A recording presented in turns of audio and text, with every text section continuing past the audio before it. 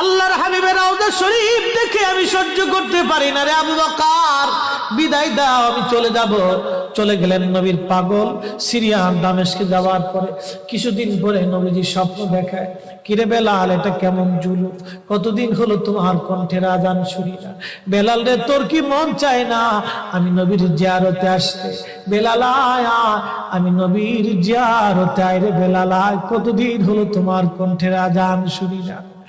স্বপ্ন যখন নবীজি দেখাইছে, এ মুসলমান, হযরতে বেলাল সুদূর সিরিয়ার দামেস্ক থেকে পাগলের মতো দৌড়াইলেন, পাগলের মতো ছুটে আসলেন। যখন মদিনাতে আসলেন তখন তাহাজ্জুদের সময় চলতেছিল।